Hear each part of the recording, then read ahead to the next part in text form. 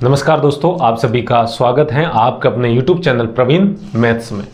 दोस्तों आज का जो हमारा कॉन्सेप्ट रहेगा वो है दो चर वाले रैखिक समीकरण से रहेगा। दोस्तों आज के इस वीडियो में हम दो चर वाले रैखिक समीकरण यानी कि इस प्रकार के समीकरणों को सॉल्व करना सीखेंगे, वो भी दोस्तों विलोपन विधि के द्वारा।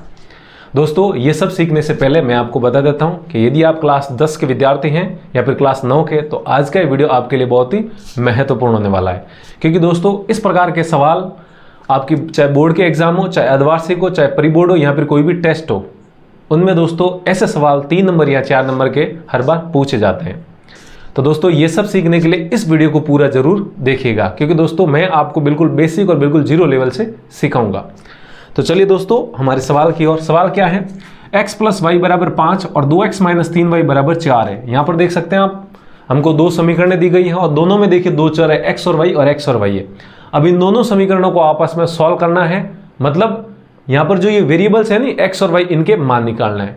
दोस्तों जब भी आपको गणित में कोई भी समीकरण या फिर कोई इक्वेशन सॉल्व करने के लिए कही जाती है, तो इसका अपने आप में मतलब क्या होता है कि उस इक्वेशन या उस समीकरण में जो वेरिएबल्स हैं यानी कि जो चर हैं, जो अज्ञात हैं, उनके आपको मान निकालने हैं। ये समीकरण का सॉल्व करने का मतलब होता है।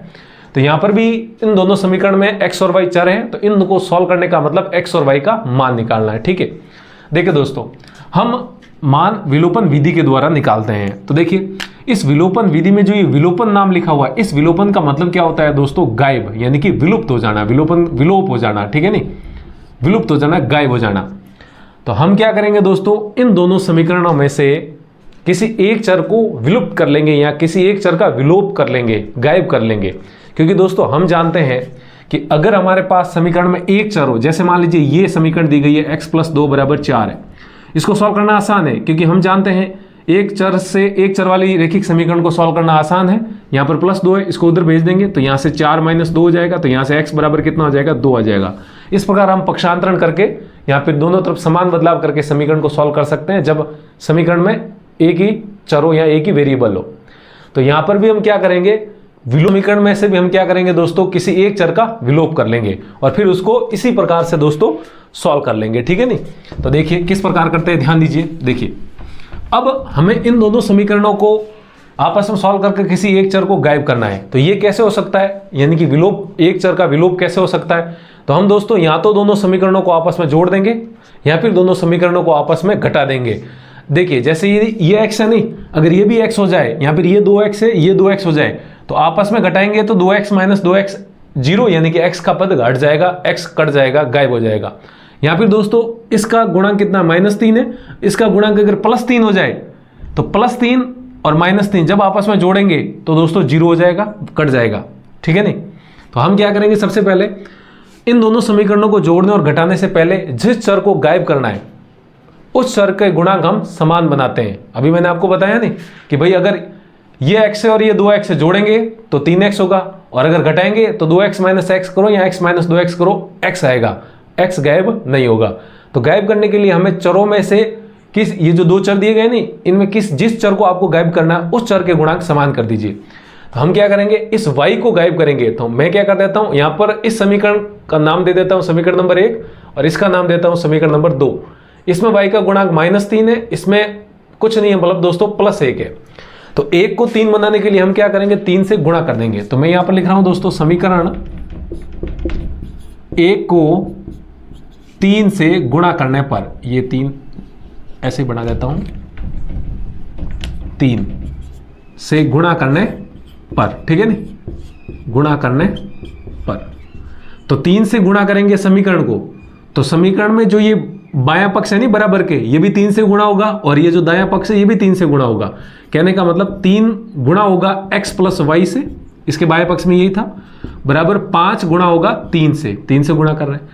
3 का गुणा एक बार इसके साथ और एक बार इसके साथ होगा, 3 गुणा x दोस्तों 3x प्लस 3 गुणा y कितना हो जाएगा, 3y, बराबर में 5 गुणा 3 कितना हो जाएगा, 15 हो जाएगा। ये दोस्तों हमारे पास आ गई समीकरण नंबर 3। अब आप समीकरण नंबर 2 और 3 को ध्यान से देखिए। देखिए y का गुणांक +3 और y का गुणांक -3, अगर दोनों समीकरणों को अगर जोड़ दे तो +3 और -3 हम जानते हैं कट जाएगा और 0 हो जाएगा। तो हम यही करेंगे यहां पर दोस्तों, क्या लिखेंगे, समीकरण नंबर 2 व 3 को जोड़ने पर जोड़ने पर। तो देखिए समीकरण नंबर 2 और 3 को जोड़ते हैं। देखिए क्या होता है, समीकरणों को जोड़ने का मतलब क्या होता है, दो समीकरण या दो से अधिक समीकरणों को आपस में जोड़ने का मतलब बाएं पक्ष बाएं में जोड़िए, दाएं पक्ष दाएं में जोड़िए। तो 2x माइनस 3y बराबर में दोस्तों क्या है, ये 4, तो लिखेंगे 4। यहां पर देखिए समीकरण नंबर 2 है ये।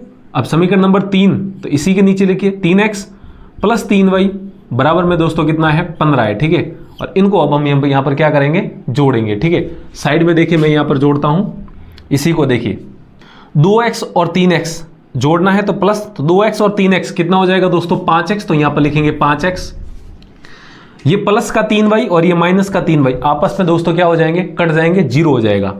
तो यहाँ पर 0 ही लिखेंगे, और 0 लिखो या ना लिखो बात बराबर है। बराबर का बराबर दोस्तों 4 और ये प्लस है जोड़ रहे हैं ना, 4 प्लस 15 कितना हो जाएगा दोस्तों, 19 हो जाएगा। ठीक है, यहाँ पर आप देख सकते हैं इन दोनों समीकरणों को आपस में जब जोड़ा तो क्या आ गया, 5x बराबर 19 आ गया। ठीक है, अब यहां से x का मान निकालना आसान है, क्योंकि हम जानते हैं 5x का मतलब कितना होता है, 5 गुणा x।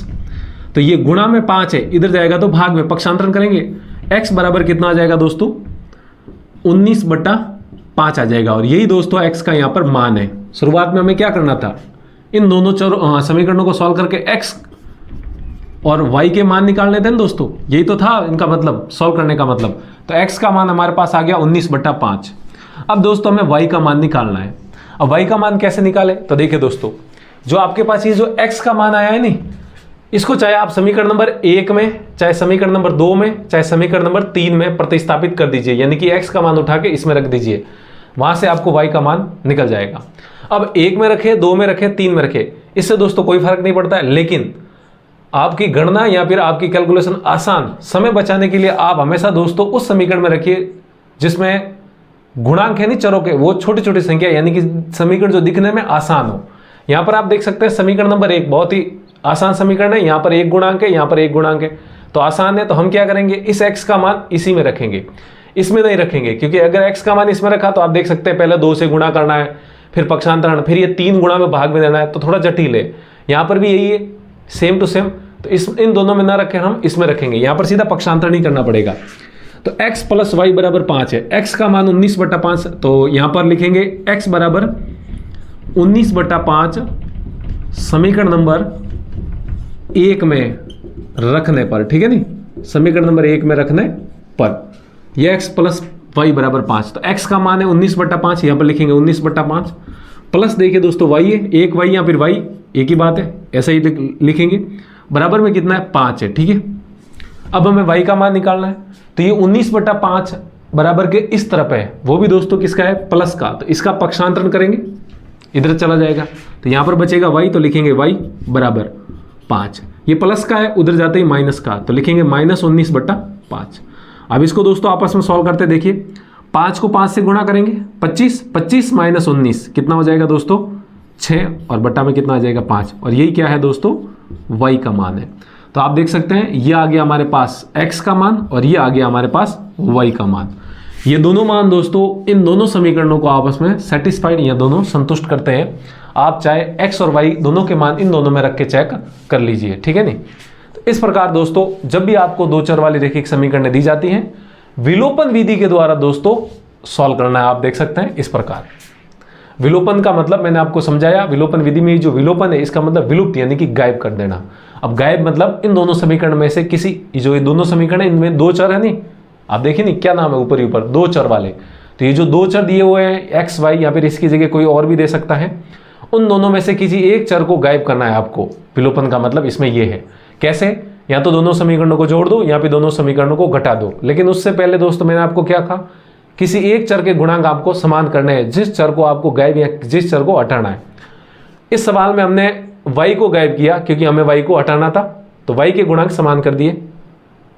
समीकरण 1 को 3 से गुणा किया, जिससे कि y का गुणांक ये और ये सेम हो गया संख्यात्मक मान, फिर हमने जोड़ दिया दोनों को, तो +3 और -3 कट गया। अब देखिए दोस्तों, अगर दोनों को घटा देते तो क्या होता, तो घटाने के लिए दोस्तों हमें ये जो x है नहीं, इनके मान समान करने पड़ते हैं। ये गुणांक यहाँ पर ये देखिए, ये 3 है, ये 2 है, तो 3 और 2 से तो काम चलेगा नहीं, तो हम क्या करते हैं, समीकरण नंबर 1 को 2 से गुणा कर देते हैं, जिससे ये 2 बन जाता, तो ये 2x और ये 2x फिर दोनों को आपस में घटा देते। तो ऐसे दोस्तों x को गायब करके y का मान निकाला जा सकता था। और लेकिन हमने यहाँ पर दो y को गायब करके x का मान निकाला, फिर x से हमने इसके मान x का मान इन तीनों में किसी एक में भी प्रतिस्थापित कर दीजिए आप, वहाँ से आपको y का मान प्राप्त हो जाएगा। तो आई होप दोस्तों आपको समझ में आया होगा कि कैसे विलोपन विधि से दो चर वाली रैखिक समीकरणों को सॉल्व किया जाता है। यदि आपको समझ में आया तो वीडियो को लाइक कीजिए, और दोस्तों अभी तक चैनल को सब्सक्राइब नहीं किया है तो वीडियो के नीचे वाला जो लाल बटन है उसको दबा दीजिए, उसके पास वाली घंटी भी दबा दीजिए। तो दोस्तों आज के लिए इतना ही रखते हैं, जल्दी मिलते हैं हम ऐसी एक बेसिक गणित से जुड़े हुए वीडियो के साथ। तब तक के लिए आप पढ़ते रहिए, मस्त रहिए, हंसते रहिए और दोस्तों खेलते रहिए।